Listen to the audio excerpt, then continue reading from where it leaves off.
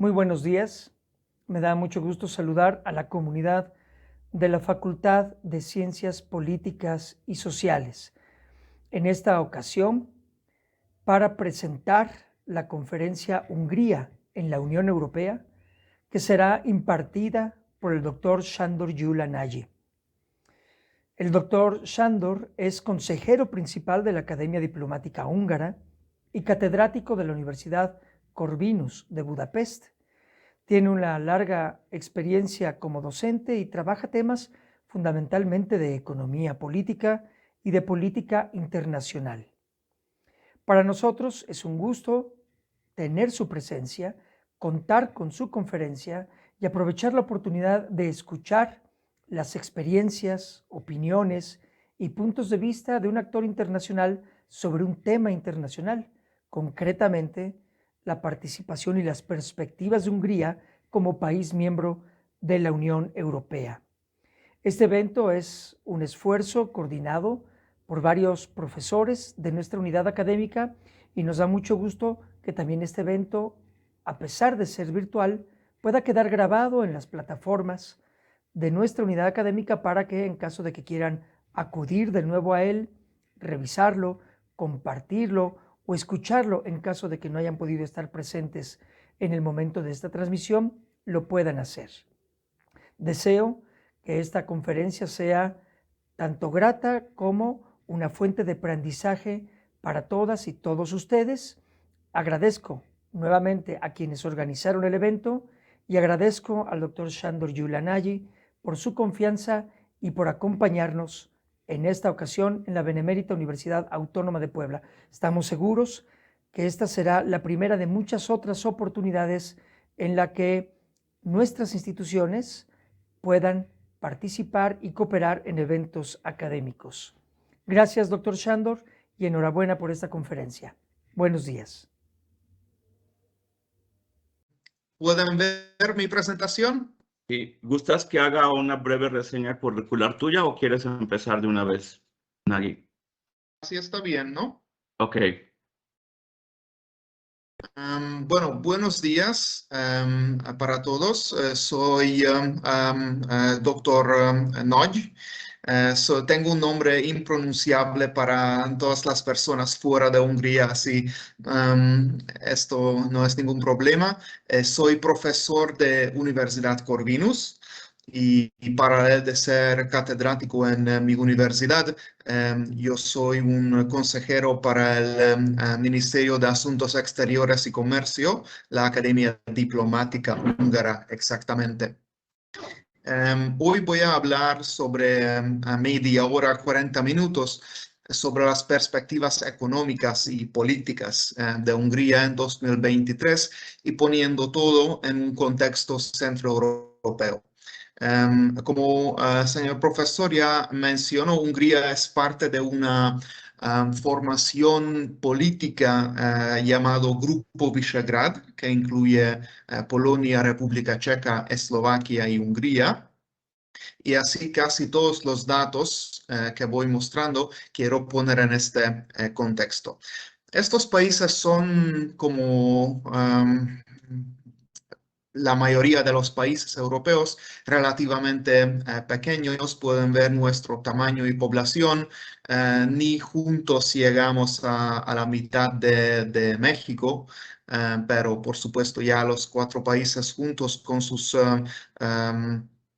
70 millones de personas ya es un lugar en el mapa que uno puede encontrar que sí hay un grupo de países. Así los cuatro países juntos somos más o menos en el tamaño de población y el económico como Francia, más o menos. Es una formación, el Grupo Visegrad, informal, así no es una integración típica. Tenemos muchos diferentes intereses, muchos diferentes niveles en macroeconomía, en política y en sociedad también. Pueden ver que todos los cuatro países utilizan cuatro diferentes monedas oficiales. El único país que introdujo el euro es Eslovaquia. La deuda pública está variando entre 77% en Hungría y 43% en República Checa. El PIB per cápita en comparación del promedio de la Unión Europea está relativamente similar. Hungría, Polonia, Eslovaquia más o menos en el mismo nivel, mientras República Checa está sobre 90%. La inflación en todos los países es relativamente alto, por razones obvias que posiblemente ya trataron en sus clases del conflicto ucrano-ruso, provoca un aumento de precios de alimentos y de productos energéticos, y esto por supuesto nos hizo un año bastante mal en nivel inflación. A pesar de esto, el crecimiento del PIB del año pasado era relativamente bien, pero esto es gracias a la caída del PIB en 2021 por el coronavirus, y esto era un año de corrección. Este año, en 2023, vamos a tener un crecimiento sobre 0.1, 0.2%. Si tenemos suerte, no vamos a tener una bajada en el PIB. Aquí pueden ver cómo cambió el PIB en comparación de los otros países. Pueden ver República Checa, Hungría, Polonia y Eslovaquia, cómo era el cambio anual del crecimiento, que en 2020 y 2021 teníamos una caída y después una vuelta en el crecimiento.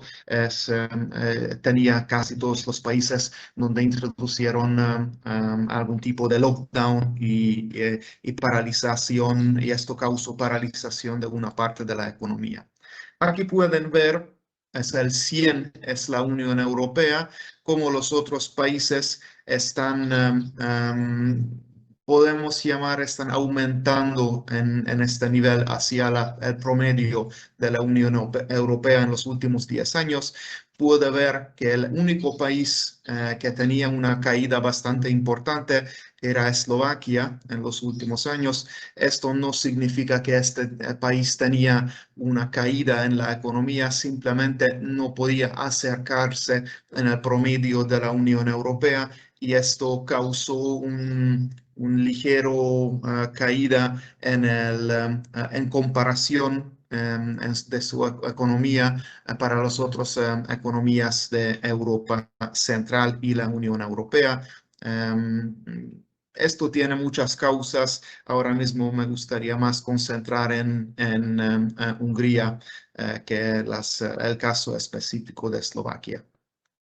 Aquí es una tabla bastante interesante, porque aquí el punto de referencia del PIB es el Unión Europea 15. ¿Qué es el Unión Europea 15? Son los países antes de la adhesión de los países de Europa Central. Así es la antigua Unión Europea, los países más ricos de Europa, y en comparación de estos países se puede ver como antes del cambio del régimen en 1990, cómo era el orden entre estos países. Puede ver que Hungría, República Checa y Eslovaquia eran un poquito mejor, Polonia bastante mal en comparación.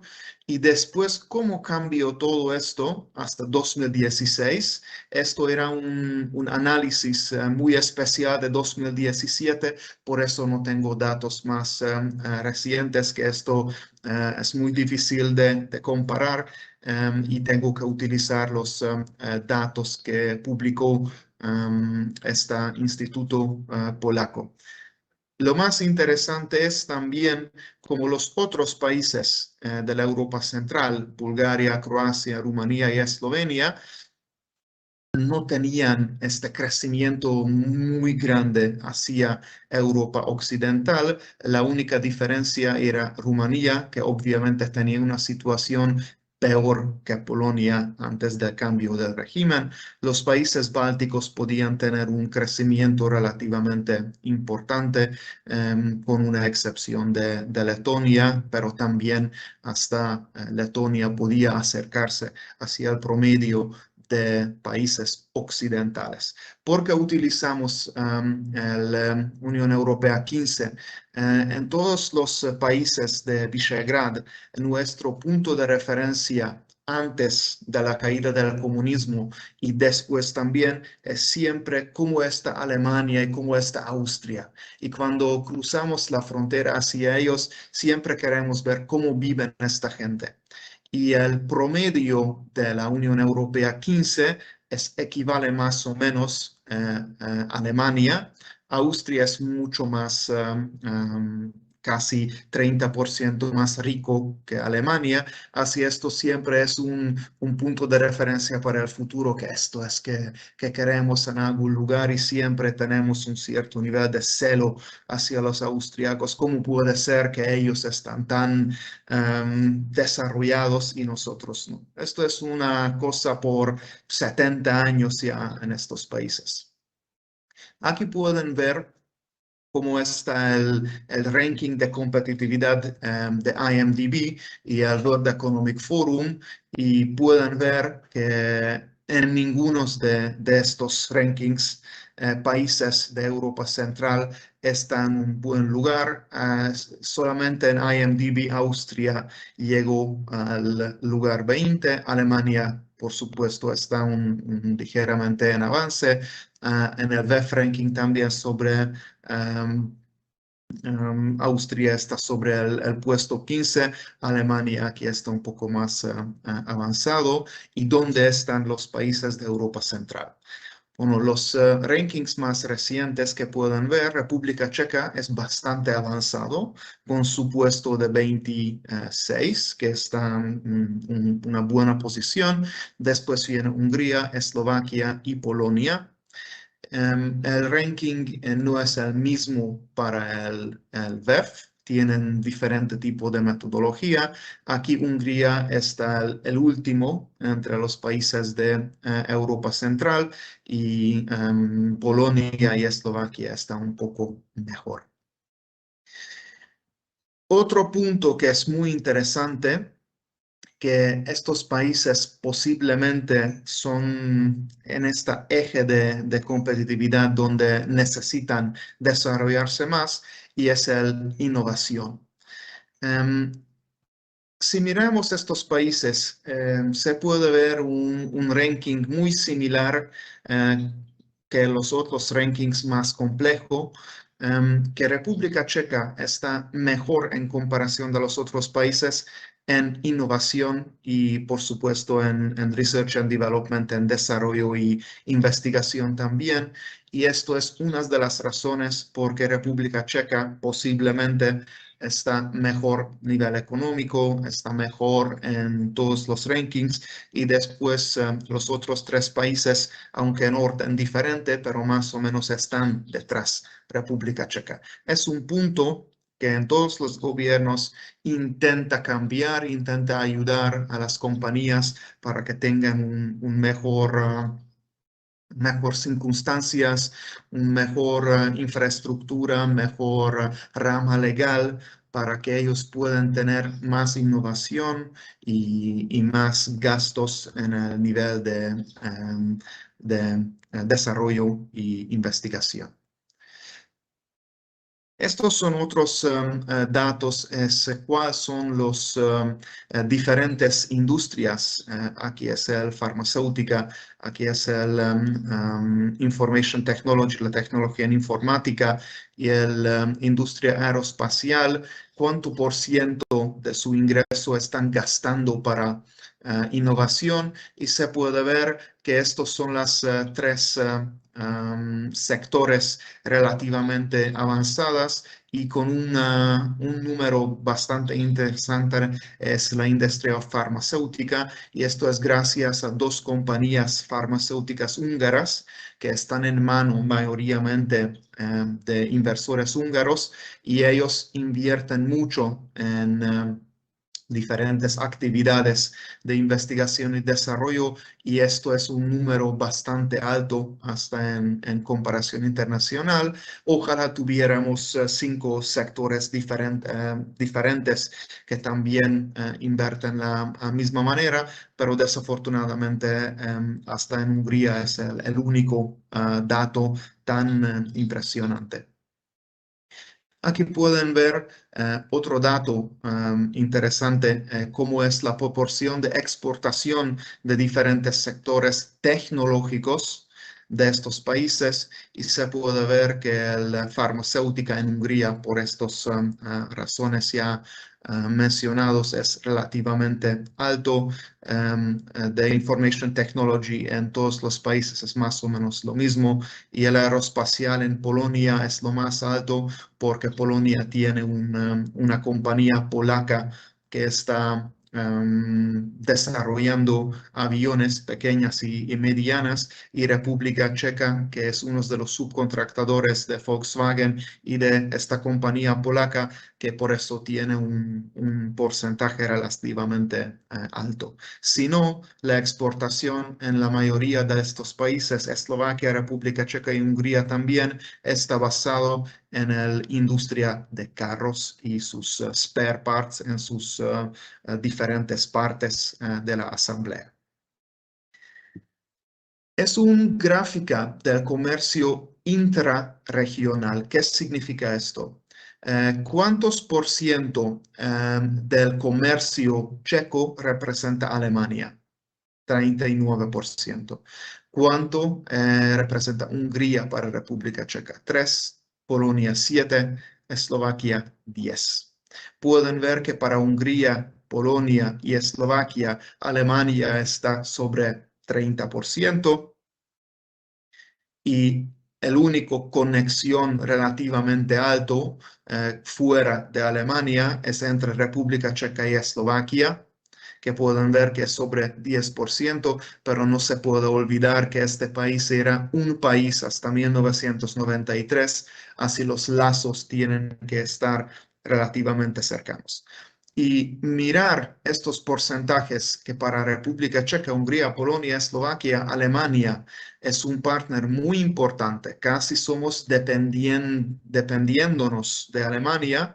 Al revés, si pueden mirar los datos, Alemania no depende de República Checa, Hungría, Polonia, Eslovaquia en ninguna manera. Hace un buen comercio, pero Alemania no depende de estos países. Significa que aquí no estamos en balance, que la dependencia de comercio en este sentido es solo unilateral. Nosotros dependemos de Alemania y no al revés. Aunque si añadimos juntos estos números, ya llegamos a un número casi 20%, y ya en este sentido Europa Central, como grupo de Visegrad, ya es un partner casi tan importante que Francia para Alemania.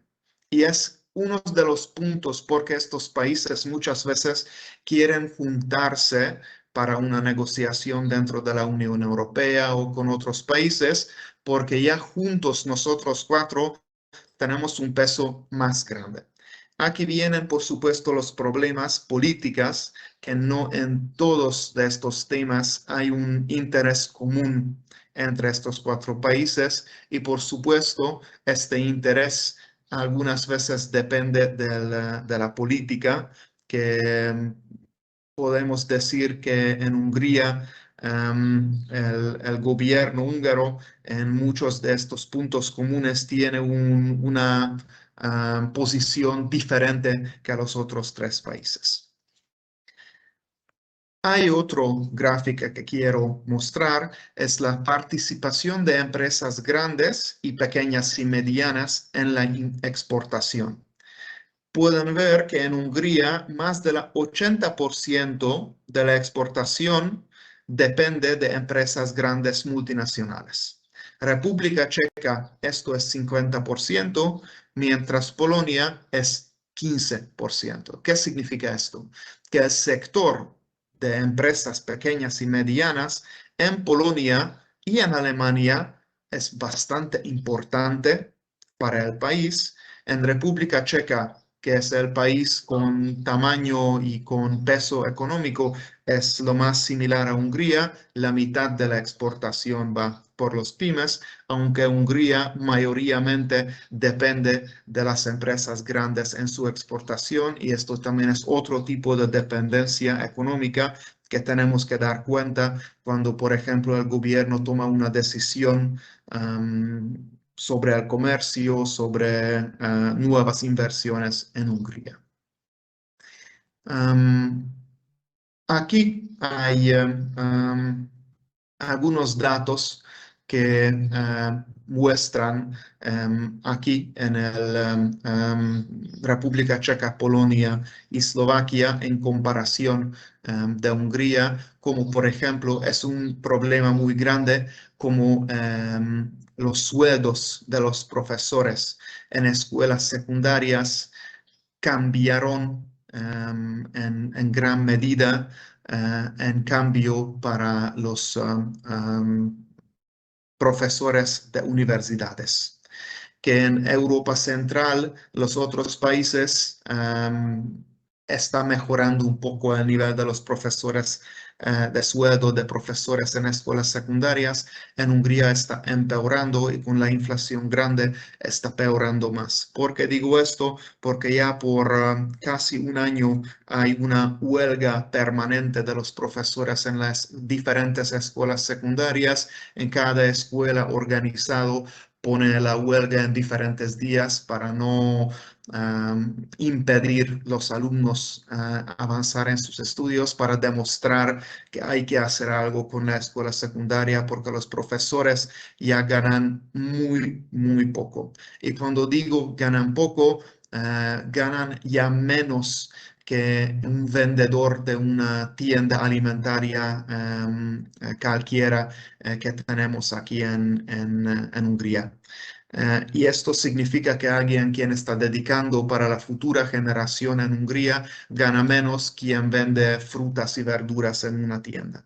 Y esto desafortunadamente es un proceso ya de varios años, pero llega un nivel que ya tantos profesores dejan las escuelas secundarias y tantos profesores dejan su profesión que ya todo el sistema es, no digo colapsando, pero a punto de colapsar.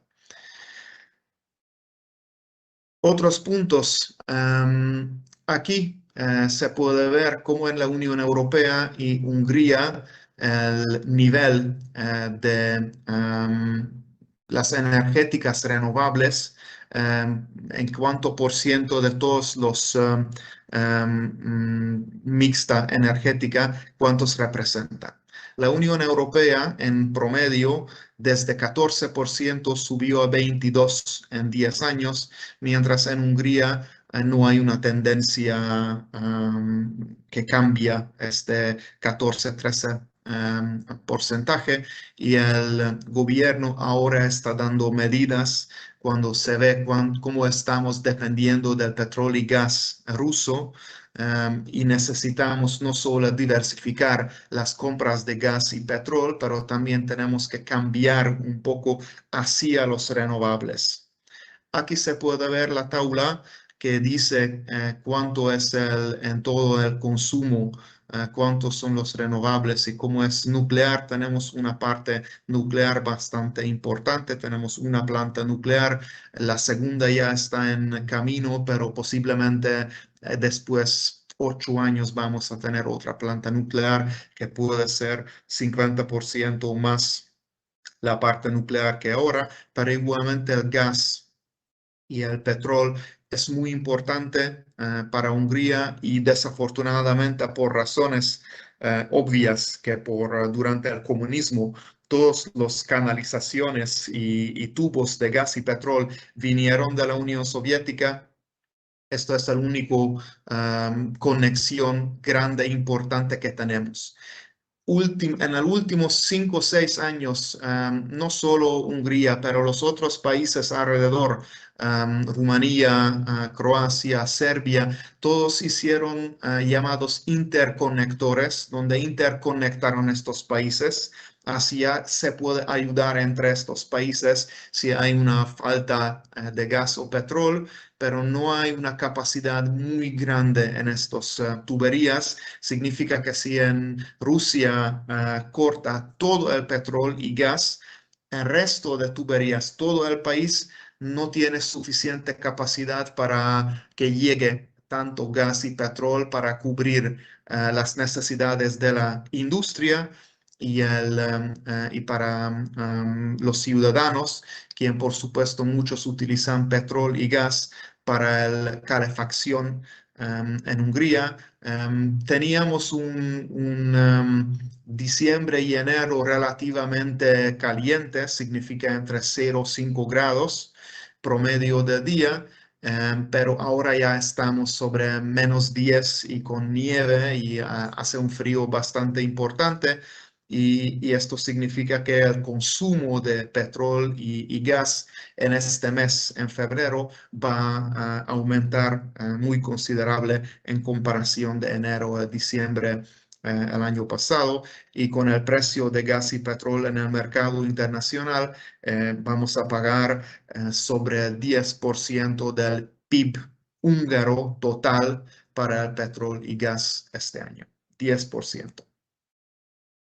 Aquí se puede ver otro tema, es la pobreza energética que se llama, demuestra que en Hungría en general no estamos tan mal en este nivel. Significa que cuántos porcentaje de la población no puede permitirse mantener su casa o su apartamento en un nivel aceptable de calor con la calefacción, y se puede ver que el promedio de la Unión Europea es sobre 22%, en el 10% más desfavorable de la población, y Hungría es 20%. Y por supuesto después en diferentes otras poblaciones el nivel ya está mejorando, pero se puede ver que está en la población promedio, 10% tiene problemas de pagar su factura de gas o petróleo, lo que necesita para mantener su apartamento caliente. Y caliente significa 20 grados Celsius. O 18, porque acaban de cambiar esto también para mejorar un poco en las estadísticas, y porque en todas las escuelas primarias y secundarias no está permitido poner la calefacción más que no llegue más que 18 grados Celsius, que no es caliente, podemos decir. Los desafíos para estos años son variables. El primero es la importación y gas y petróleo, que va a llegar sobre 10% del PIB anual húngaro en 2022. El 2023 será más o menos el mismo si no cambian los precios radicalmente. Tenemos una disputa bastante grande con la Comisión Europea sobre fondos europeos. Estos fondos europeos también representan un dinero considerable del PIB húngaro para los próximos 7 años. Hay algunos de estos fondos que ya aceptó la Comisión que podemos recibir. No recibimos ni un centavo todavía, pero ya hay un acuerdo si Hungría cumple ciertos requisitos para el sistema democrático de Hungría, que muchos países de la Unión Europea, incluido la Comisión Europea, está cuestionando que el gobierno de Viktor Orbán siga las reglas y normas de la Unión Europea, y por eso están apretando al gobierno la única manera como pueden apretar, y es por el dinero. Así no hay dinero y no habrá dinero hasta el gobierno cumple todos los requisitos que la Comisión Europea pide bastante cambios y por supuesto no pide cosas que dimite al primer ministro, no, pero hay legislaciones que cambiaron en los últimos años donde apretan un poco la independencia de la justicia, quién apunta a los jueces y dónde, y cómo es la autonomía de los jueces. Y la Comisión Europea pide aquí cambios para que haya más independencia de los jueces. Hay un debate bastante importante sobre las universidades, porque la mayoría de universidades podemos decir que cambiaron la forma de funcionar. La oposición en Hungría dice que privatizaron las universidades. Esto no es verdad en este sentido, pero sí que cambiaron la forma. Ahora las universidades no pertenecen al Estado, como antes, las universidades públicas, pero crearon diferentes fundaciones públicas. En estas fundaciones, en cada fundación hay 5 personas quien toma la decisión sobre el presupuesto, quién puede ser el rector, etcétera, etcétera. Y esta fundación de las 5 personas apunta al primer ministro y no solo apunta para 5 años o 4 años o que sea, pero hasta el final de su vida.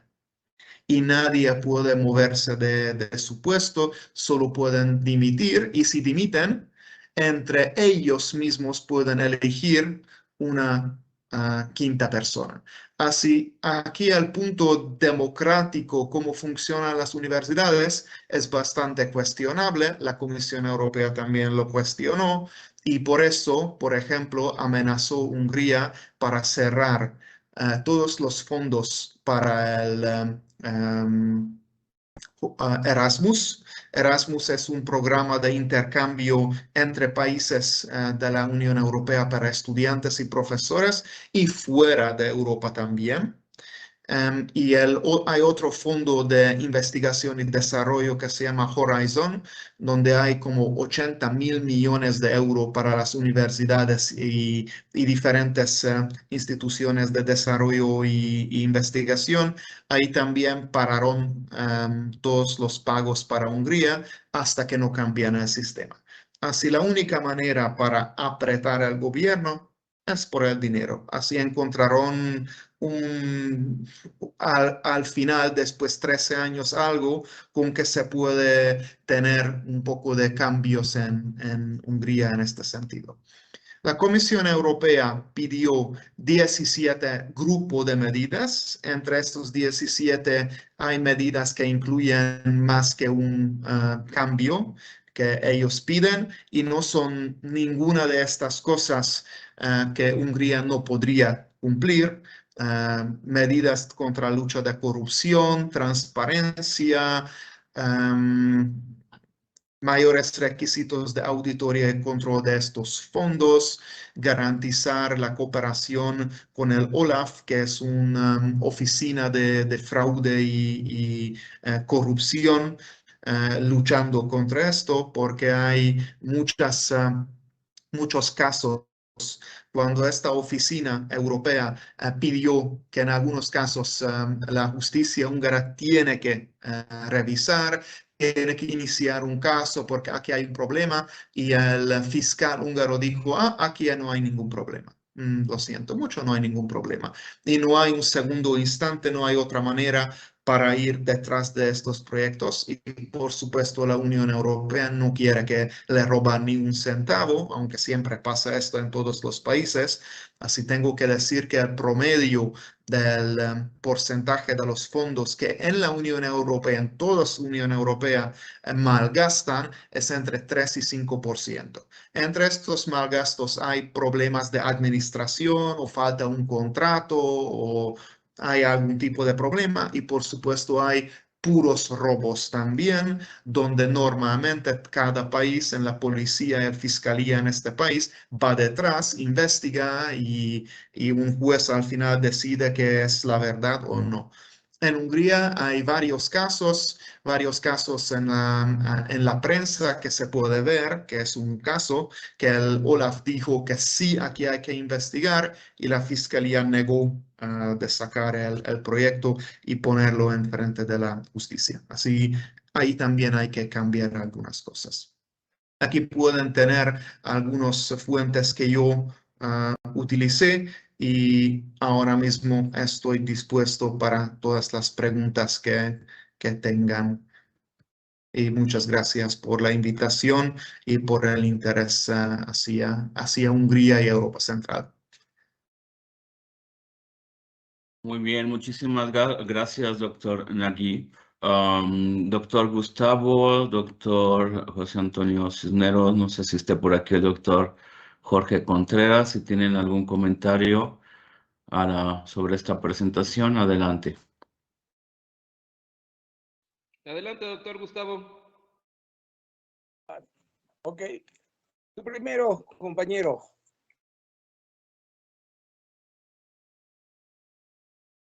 ¿Sí se oye mi audio? Sí. Perfecto. Pues yo siempre estoy encantado con toda esta perspectiva europeísta, ¿no? Porque Pedro nos ha permitido mirar de lo que anteriormente fue la famosa cortina de hierro, ¿no? Y no anclarnos en la Europa occidental, sino mirar todos estos procesos, todas estas dinámicas, ¿no? De transformación que se han dado con la caída del socialismo real, ¿no? Y pues a mí me parece súper interesante cómo hay un actor que de alguna manera está interviniendo en el caso de la educación superior, ¿no? ¿No? Digo, que parece como chantaje, ¿no? El uso de los recursos, ¿no? Para poder, al final de cuentas, poner en orden, ¿no? De mantener el tema de, no solo de la autonomía universitaria, ¿no? Sino de su mal uso, ¿no? Que se constituye una casta dorada, ¿no? Y sobre todo de un programa con tanto prestigio académico como es Erasmus, ¿no? Que permite la movilidad, ¿no? De los estudiantes, ¿no? Pero también otros recursos que permiten incentivar la investigación, ¿no?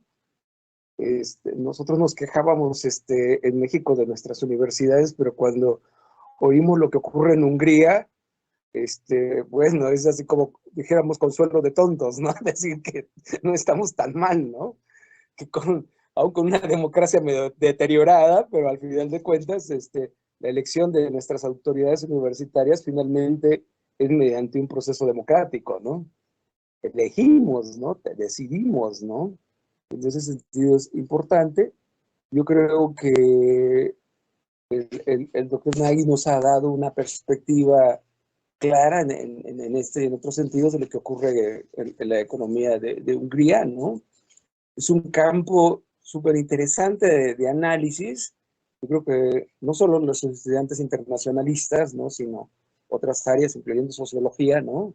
Ciencias políticas, deberían mirar también a esto, ¿no? Necesitamos refrescar, necesitamos cambiar de mirada, ¿no? Ampliar nuestra mirada en la investigación, ¿no? De lo que está ocurriendo en lo que llamábamos la Europa Oriental, ¿no? Además de una larga data de procesos históricos, ¿no? En la que está inmersa Hungría, ¿no? Es un proceso súper complejo que ha configurado la geopolítica de Europa, ¿no? Pero en su relación también con lo que es la parte, dijéramos, fronteriza, ¿no? Limítrofe, que es esa cercanía con Asia, ¿no? También, ¿no? Con estos procesos, ¿no? Por eso es muy importante y le agradezco, doctor Nagy. Y yo creo que no va a ser la primera actividad en común que tengamos, ¿no? Yo deseo que esta relación se siga consolidando. Muchas gracias. Doctor Nagy, no sé si quiera aportar algún comentario o pasamos con el doctor José Como Antonio. quieren. Yo puedo comentar uno a uno o al final todos juntos, como prefieren. Bueno, por cuestiones de tiempo se gusta de manera conjunta. Adelante, doctor Ok. Cisneros. Muy bien, muchas gracias, doctor Nagy, por estar con nosotros. Creo que su perspectiva suma al conocimiento de nuestros estudiantes y pues abre la puerta para mayor vinculación. Mi comentario, pregunta para usted, tiene que ver su servidor soy politólogo, entonces pues hemos estado observando procesos de polarización muy fuertes, diferentes proyectos de corte democrático, diferentes vínculos y vinculaciones. Obviamente aquí en México pues tenemos muy próximo el caso de Estados Unidos. Hemos visto estos coqueteos, estos acercamientos entre la derecha conservadora en Estados Unidos y algunas vinculaciones, algunas invitaciones, aproximaciones que se ha hecho a la posición oficial del gobierno húngaro. Entonces, quisiera preguntarle, dentro de este espectro de polarización y polarizante que estamos evidenciando a nivel mundial, con proyectos de corte más nacionalista, versus proyectos de un corte más globalista, ¿dónde usted ubicaría que se encuentra Hungría en este momento y hacia el futuro? Y pues obviamente qué posibilidades ve de estas vinculaciones con diferentes partidos, diferentes enfoques de tipo conservador, tanto en Oriente como en Occidente, y qué significa esto en el teatro más amplio de las relaciones internacionales, agradeciendo de nuevo su presencia y su compañía. Bueno, no sé si esté por aquí el doctor Jorge Contreras. Creo que no está con nosotros este día. Yo quería preguntar, doctor Nagy, como usted sabe, pues yo hice mi doctorado en Polonia y tengo un acercamiento pues profesional y personal bastante fuerte con estos países de Visegrado. Y cuando tengo la oportunidad de ir a Polonia, pues veo una transformación impresionante, en gran medida de pues la membresía o por ser miembro de la Unión Europea. Y mi pregunta es, ¿cómo o qué impacto ha tenido la membresía de la Unión Europea en Hungría desde su punto de vista? ¿Cómo ha impactado esta membresía desde un punto de vista social, económico y político?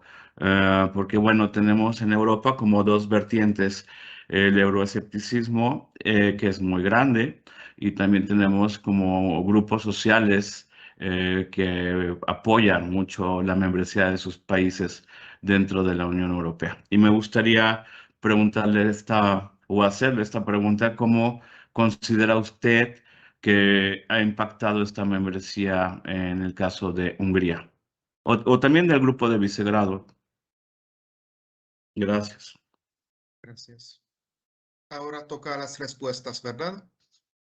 Sí, doctor, y después pasamos a tenemos preguntas en YouTube también, y también los alumnos, si ellos gustan participar, tenemos. Perfecto.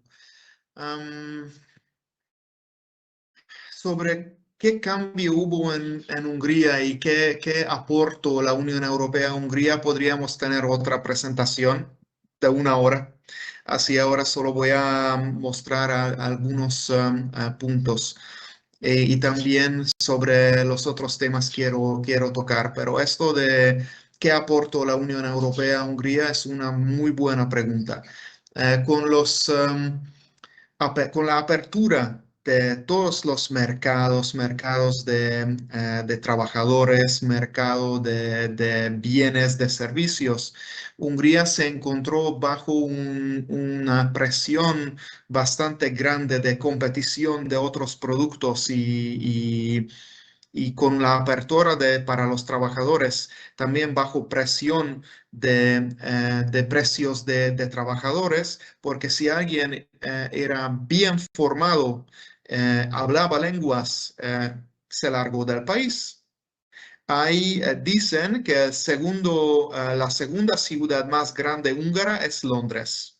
Por supuesto, después el Brexit ya es no en la Unión Europea, pero esto significa que más de 300.000 personas de un país de 10 millones se mudó a Londres solamente para trabajar. Hay sobre 150.000 personas en Alemania, posiblemente más de 100.000 personas en Austria. Hungría perdió muchas personas jóvenes, bien formados, con niños que salieron del país porque le han dado posibilidades mejores o porque simplemente no les gustó su país, como está cambiando, y se largaron. Y esto es una tragedia nacional al final, porque toda esta gente bien formado dejó el país y dejó posiblemente para siempre.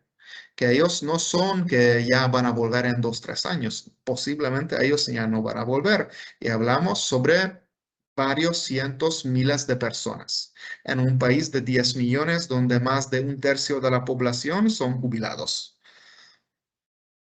Así, esto creó una presión grande en el mercado de trabajadores, que la gente pide más dinero porque si no nos vamos y al final yo como profesor catedrático, yo gano casi la misma sueldo que el jefe de una tienda de frutería en la esquina de mi apartamento.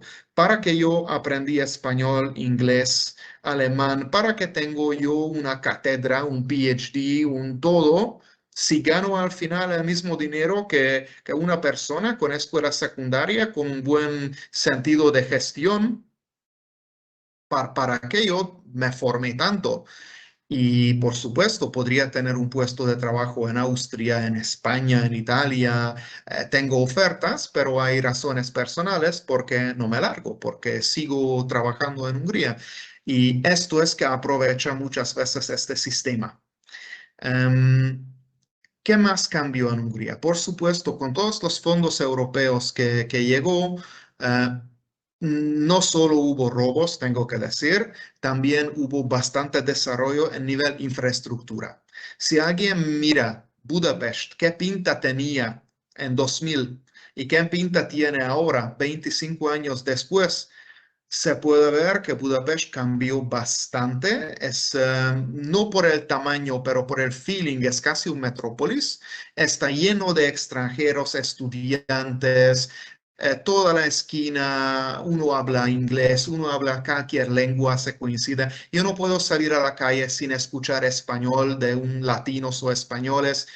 Es un metrópolis en este sentido porque se cambió tanto en Budapest, pero este cambio no trasladó a las partes suburbios de Hungría, con los pueblos pequeños, donde ya de verdad solo quedan gente con 50 años plus o la población más desfavorable. Y bajo esto no solo hay que entender gente con discapacidad, pero también con baja formación, muchos gitanos, y esto es que en un pueblo ahora la población cambió bastante. Y, y lo muy interesante en el nivel político, que Víctor Orbán, el primer ministro y su partido, gana las elecciones por 12 años consecutivos.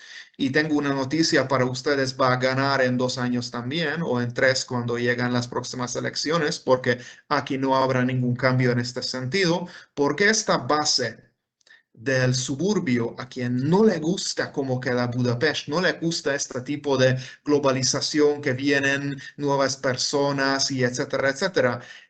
Y Víctor Orbán conoce la alma húngara, esta alma húngara de los pueblos y de ciudades pequeñas y sabe exactamente qué tiene que decir a ellos o dar a ellos para que le voten con 2 manos, así donde tengo que votar por Víctor Orbán. Es la pregunta cuando uno pregunta en estos pueblos y ciudades pequeñas, porque no le gusta mucha gente este tipo de cambio que a mí me gusta en Budapest. Pero por eso se puede ver que en Budapest que tenemos, esto es el capital de la oposición en este sentido.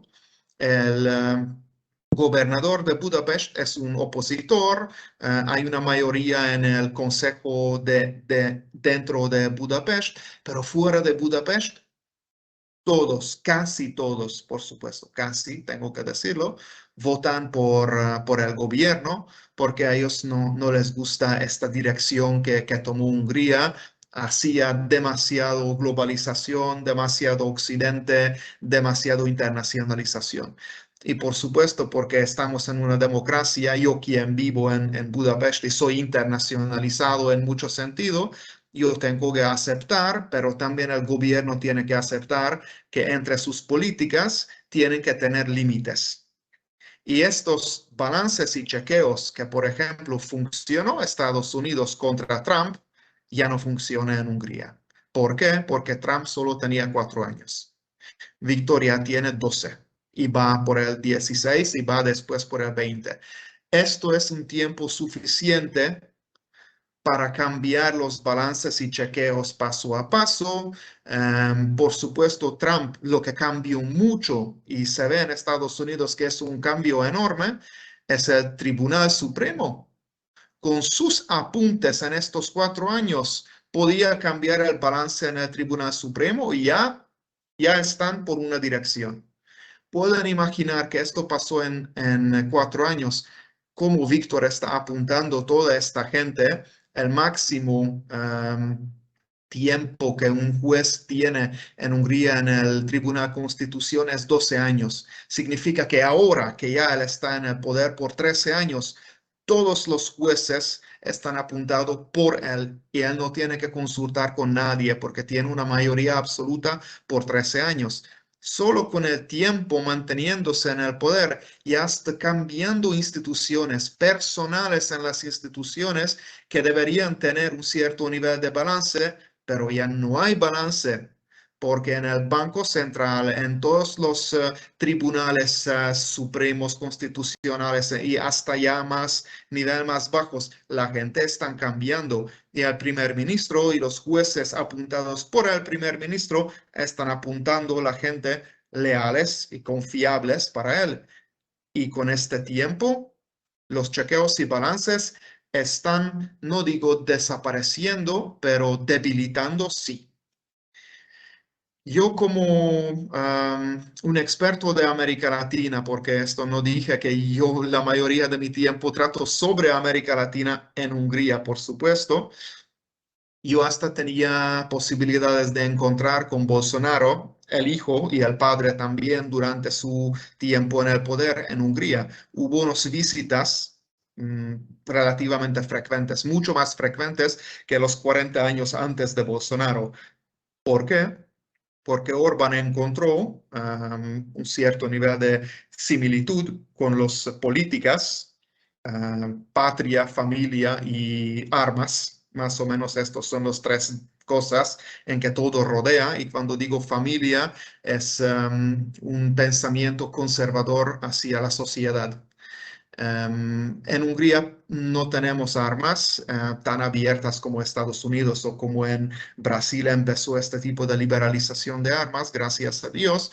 Tampoco vamos a tener, yo creo, ilegalmente el conflicto ucrano-ruso está cambiando la situación, porque muchas de estas armas que van, por supuesto, ellos utilizan contra Rusia, pero siempre y siempre en Ucrania funcionaron estas mafias y ellos también reciben estas armas y estas armas cruzan la frontera poco a poco.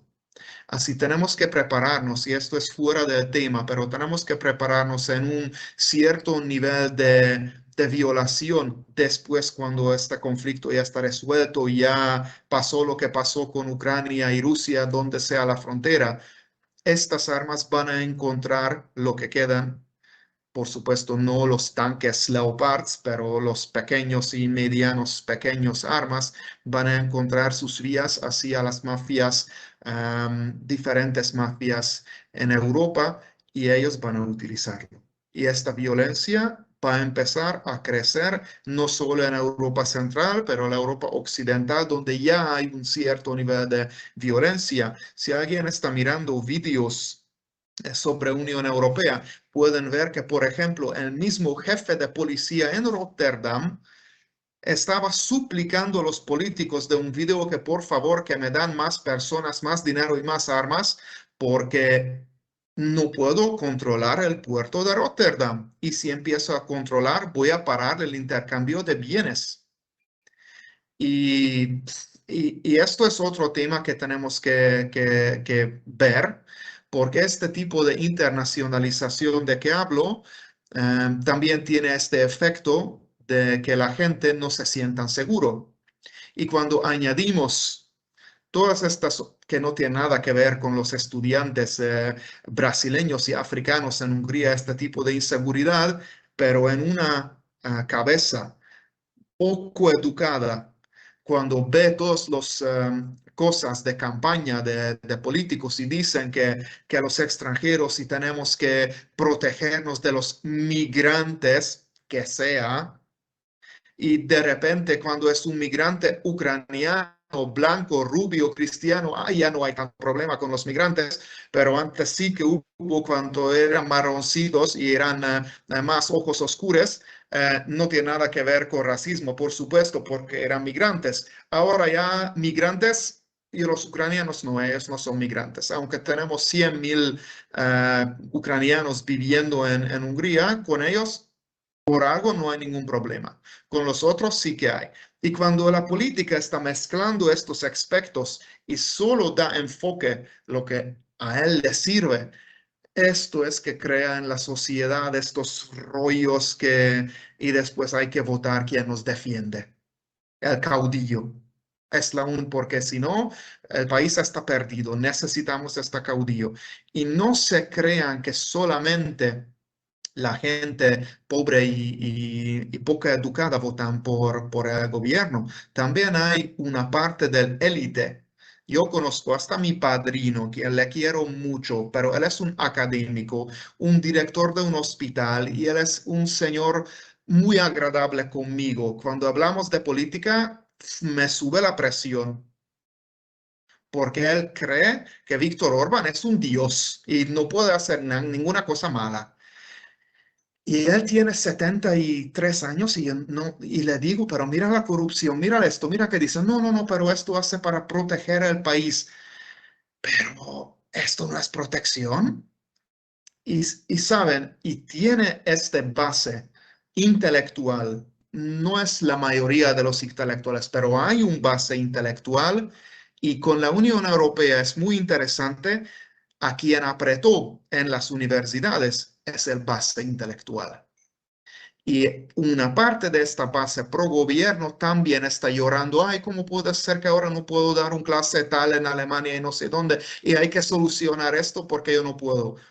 Víctor Orbán tenía profesores y todavía tiene profesores y académicos en su gobierno y en su entorno, y toda esta gente sin diferencia, todo está llorando que hay que solucionar porque Erasmus y Horizon necesitamos y no se puede, y hasta el gobierno dijo, no, no, no vamos a solucionar, vamos a hacer todo.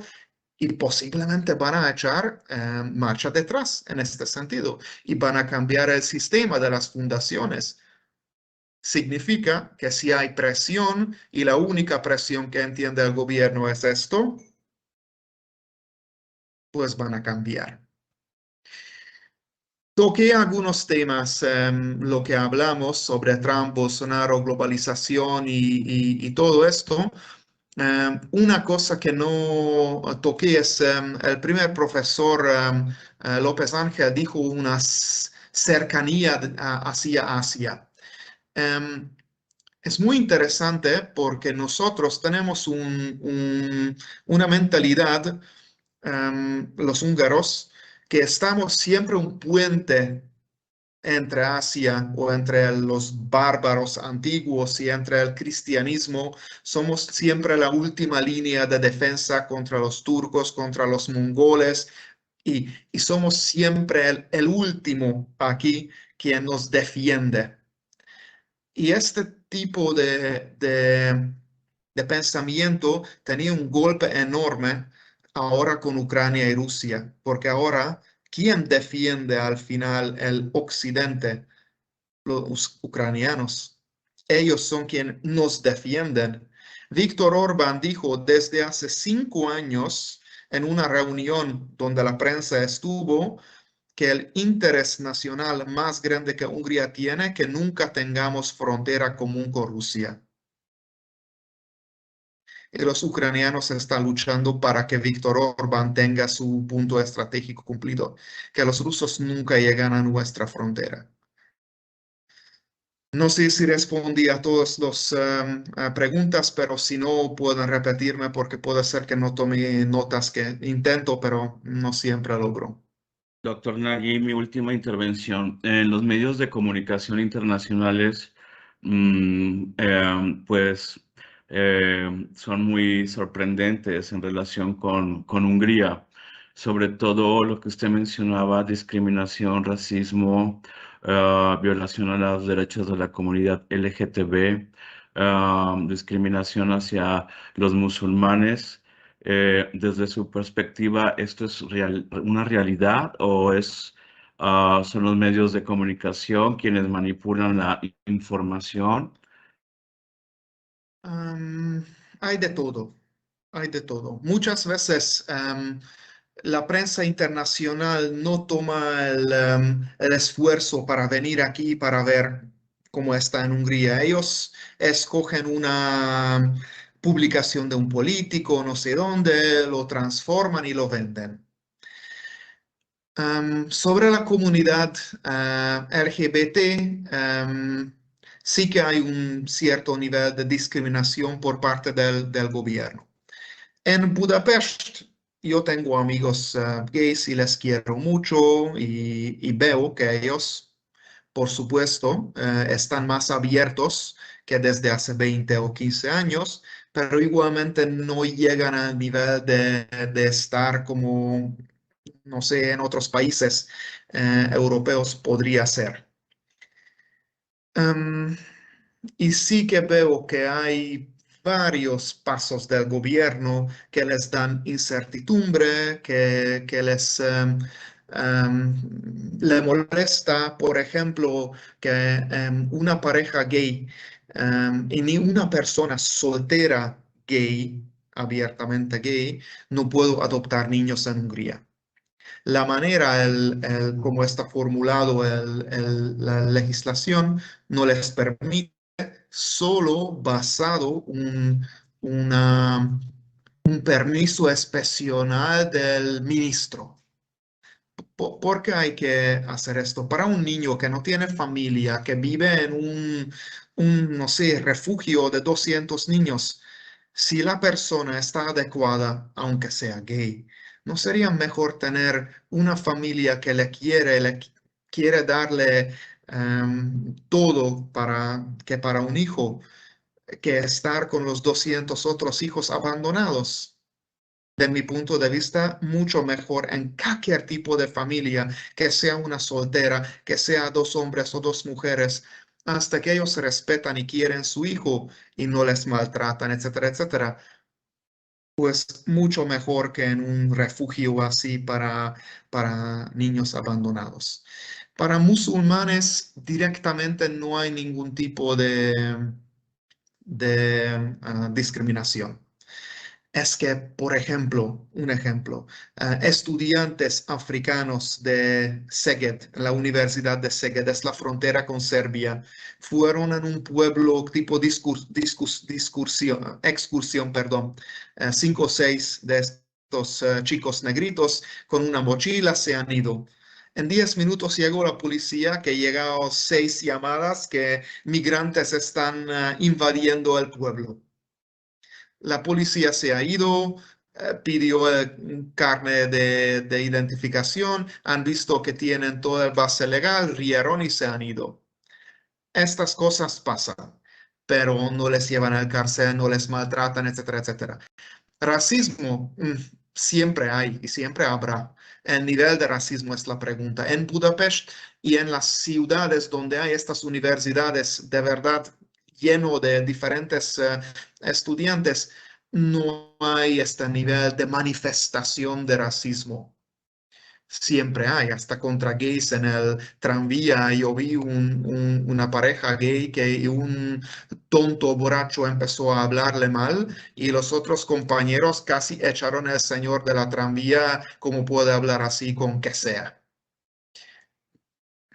Existe, pero no es la mayoría. En este sentido, si alguien conoce personas gays o negros o latinos, este nivel de racismo está bajando porque yo no conozco, tengo miedo. En el momento cuando conozco, mira, pero es un trabajador, listo, habla inglés como yo y mejor, ¿para qué debería tener miedo yo? Por supuesto, la internacionalización a largo plazo da posibilidad. Por ejemplo, los jóvenes entre 18 y 25, el rechazo de Víctor Orbán es el más grande en esta sociedad, porque ellos son los más internacionalizados. Pero también otra cosa, entre esta sociedad de 18-25, la voluntad de ir a votar también es lo más bajo. ¿Quién va a votar? Los más viejos, porque esto también va con la edad. Hasta mi abuelo con 75 casi no podía caminar, pero ha ido a votar a Víctor Orbán desde hace 15 años, porque ellos van a votar y los jóvenes no me importa, me voy aquí de este país igual. Y cuando se puede cambiar esto y esta generación va a crecer un poco, es el momento y cuando vamos a tener una oposición un poco mejor que ahora, porque también el problema es que no hay alternativa. No hay una alternativa real. ¿Quién quiero tener yo como primer ministro? Porque miro todos los políticos nuevos y antiguos y la verdad no sé cuál es peor que el otro. Y si no hay alternativa, uno que hace, ay, no me importa, no voy a ni a votar, o voto nulo, o voto un partido de piratas o de comedias o que sea, porque todo es malo, o como mínimo quiero tener un poco de diversión cuando aprieto el botón de la televisión. Pero esto no es alternativa, es protest votes. Y con esto un país no puede desarrollar mucho. ¿Respondí tu pregunta, Pedro? Sí, Nagui, muchísimas gracias. Bueno, ahora cedemos la palabra a nuestros alumnos de la licenciatura en Relaciones Internacionales de la Benemérita Universidad Autónoma de Puebla. Adelante, chicos y chicas, si tienen alguna pregunta para el doctor Nagui.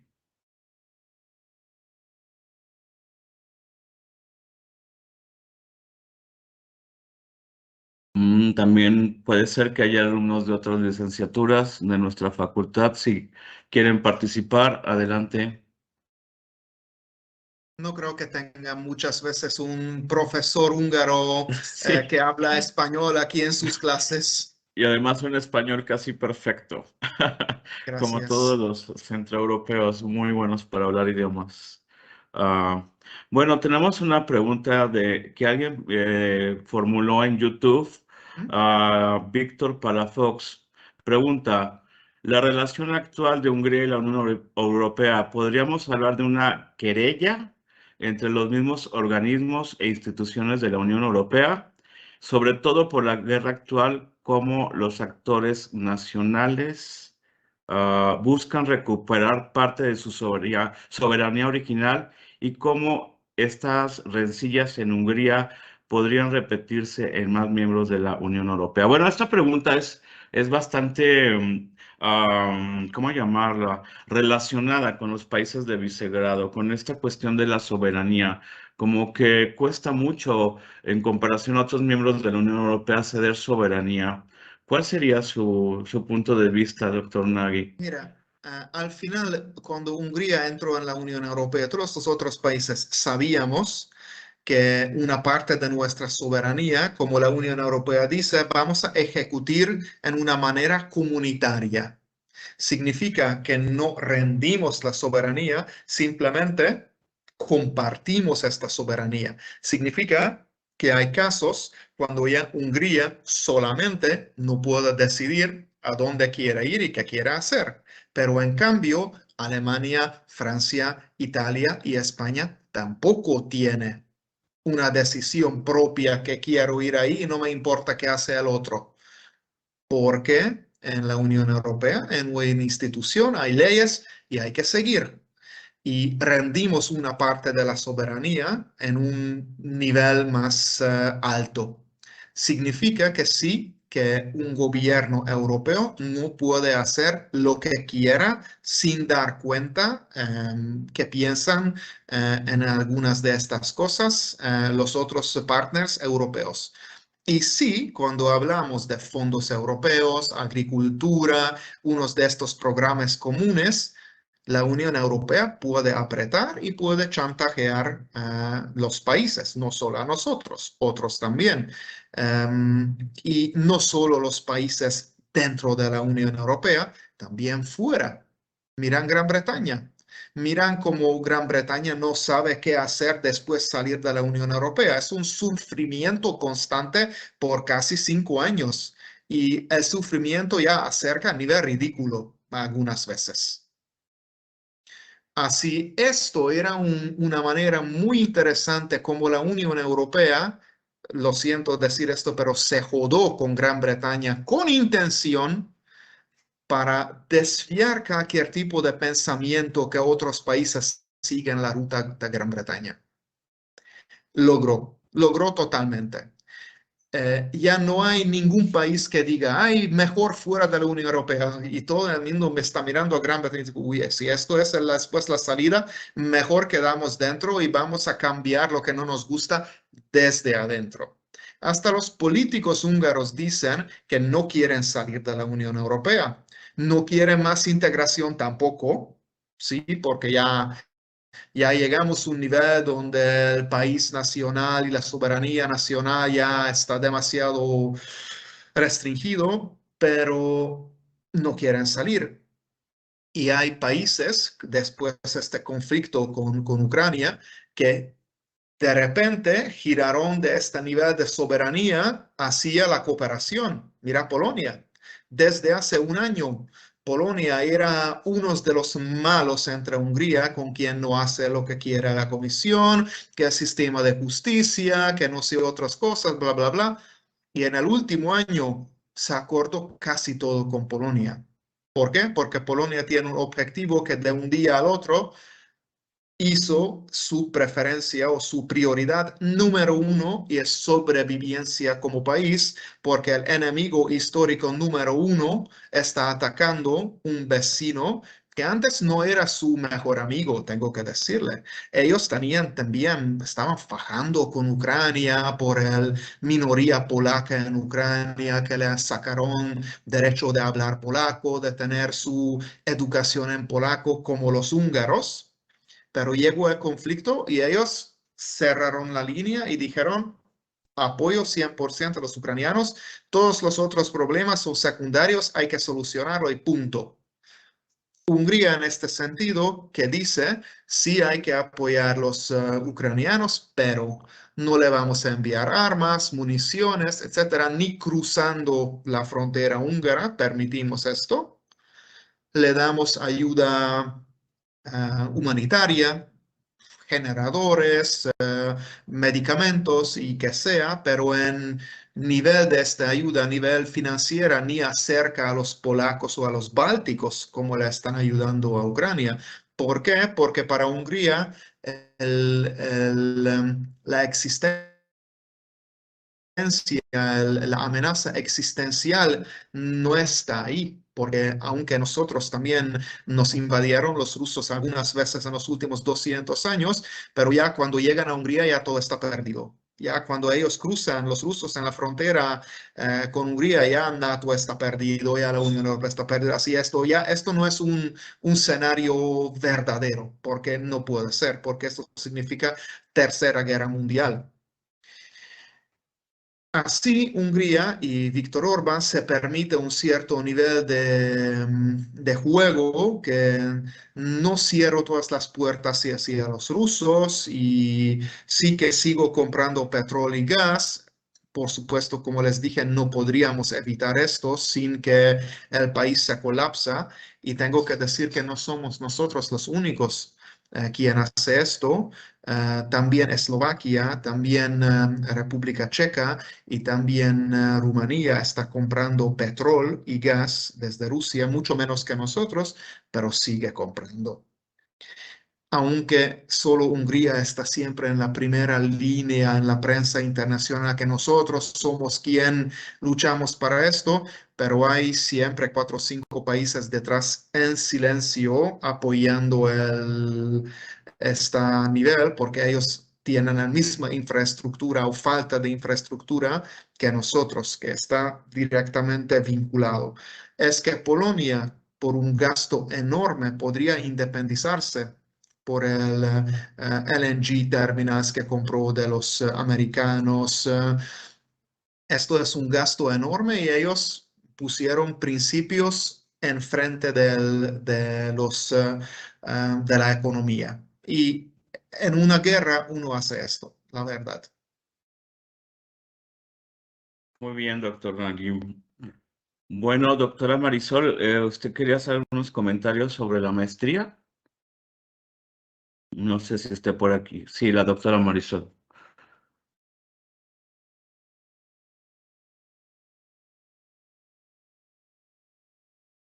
¿Nos escucha, doctora Marisol? Buenas tardes, ¿me escuchan ahora? Sí. Muchísimas gracias. Un gusto saludarle, doctor. Agradecemos muchísimo su presencia el día de hoy. Realmente me parece que todos los temas que abordó sirven muy bien para dar un breviario general sobre la situación de Hungría respecto a la Unión Europea, pero también dar estas generalidades que creo que a todos nuestros y nuestros estudiantes les servirá muchísimo. Me agradó muchísimo estas cuestiones geopolíticas que abordó, estas cuestiones económicas, ¿no? Pero también sobre todo estas cuestiones sociopolíticas de impacto que están presentes en las sociedades y que incluso me hacía reflexionar cómo en algunos casos las sociedades no distan tanto, ¿no? En algunas cosas. Agradecemos muchísimo su presencia el día de hoy. Muy rápido me voy a permitir nada más recordarles a todos y todas que estamos en el proceso de la convocatoria de nuestra maestría en Relaciones Internacionales y Derechos Humanos, que la recepción de las solicitudes en línea se está llevando ya desde el 16 de enero y hasta el 16 de abril. Entonces, ahí les dejamos la información por si tenemos personas interesadas. Agradeceríamos muchísimo también puedan socializar la información. Una vez más, le agradecemos al doctor que nos ha acompañado el día de hoy y le vuelvo a dar la palabra al doctor Pedro. Bueno, pues muchísimas... Perdón.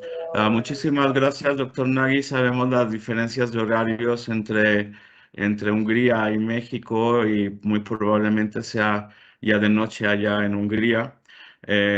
Una conferencia sin duda muy interesante. Hungría, un país que suena mucho en los medios internacionales, ¿no? Con todo este proceso, como usted lo mencionaba, pues... político interno. En la revista The Economist publicó un artículo que, pues, muy fuerte, ¿no? Sobre los países de Visegrado, y lo llamaban en inglés de Enemies of the European Union, los enemigos de la Unión Europea, ¿no? Y bueno, pero usted nos ha ha hecho una excelente exposición desde mi punto de vista personal y muchísimas gracias. Y como lo comentó el doctor Gustavo, pues ojalá y que los vínculos de cooperación entre nuestras universidades puedan ampliarse y bueno, siempre será un gusto recibirlo a usted o a sus colegas de Hungría en nuestra universidad y también nosotros tener la oportunidad de poder participar con ustedes desde la perspectiva académica en Hungría. No sé, doctor Gustavo, doctor Cisneros, si gustan comentar algo. Pues manifestar nuestro agradecimiento y nos queda tela de mucho que abarcar, ¿no?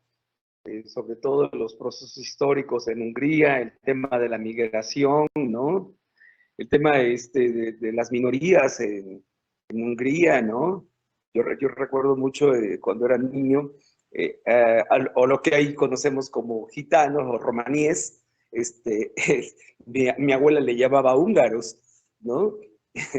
Y yo no entendía muy bien qué eran los húngaros, pero siempre lo vinculaba a los romaníes, ¿no?